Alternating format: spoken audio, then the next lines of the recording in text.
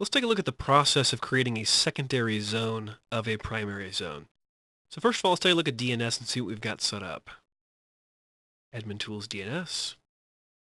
And in our DNS server here, we've got Event Viewer, which is nice for the DNS events, forward lookup zones, and reverse lookup zones. Now at forward lookup zones, we've got 3 zones defined here. Now the first 2 zones we're getting from other servers through replications. We're going to ignore those for the time being. And I've created a brand new zone, brand new forward lookup zone called xyz.com.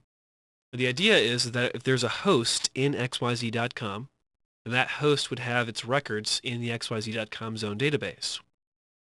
Well, right now for xyz.com, this server has the primary copy of that information. So what if we want a secondary copy of that information on some other DNS server? Well, first of all, we need to be working with a second DNS server then. So what you can do is right-click the DNS snap-in and choose to connect to another DNS server. We've got another computer set up called Computer 1 with DNS already installed. And on Computer 1, we're also going to have a variety of forward lookup zones. Now, what you'll notice then is on our original server here, we have xyz.com. On the second server, Computer 1, we do not have xyz.com. So there is not a copy of that information on Computer 1.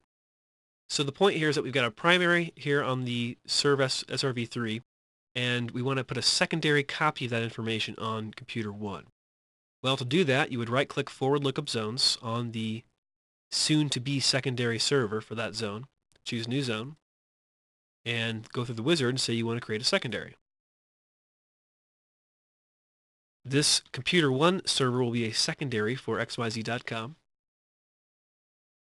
And it says, where is it getting its copy of the information? Where is the primary? Or where is the master DNS server?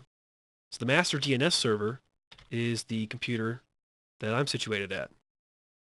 So 192.168.1.220.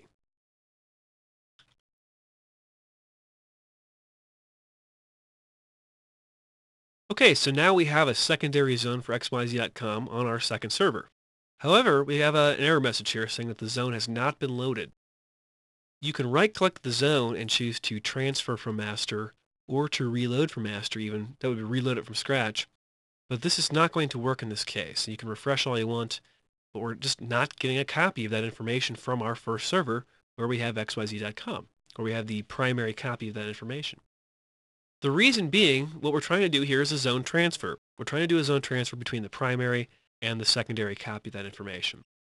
Now, if we look at the properties on the primary copy of the zone, we have a Zone Transfers tab.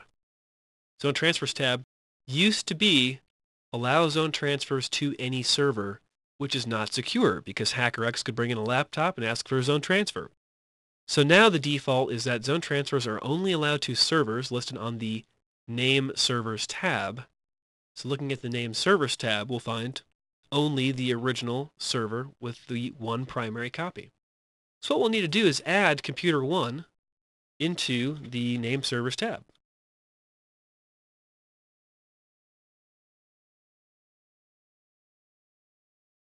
And you click OK, and then there is Computer 1 West Sim Private with the corresponding IP address. And finally, there it is on the right-hand side. So we now have an NS record for that second DNS server. And now we'll find when we go back to that second server up top here and right-click and say Transfer from Master, all of a sudden now we can get a zone transfer, and we do have all 3 records now. Now also with zone transfer, it doesn't happen right away. So if on the primary copy of the zone, we add a new record, let's say a new host record, or some bogus computer, this is just a bogus record. We'll just say 1.1.1.1, add the host in. And what we've done is create a host record for bogus in the xyz.com domain. So if some client were asking for the computer name bogus, that would get resolved to 1.1.1.1. Well, there's our primary copy, but the secondary copy does not have that record. So what you can do is wait for the predetermined interval of time, or you can force a transfer by right-clicking and saying Transfer from Master. And there we go. We forced a transfer. That 4th record is now in there. The other way to force a zone transfer is on the primary. So in the primary copy, you choose Properties.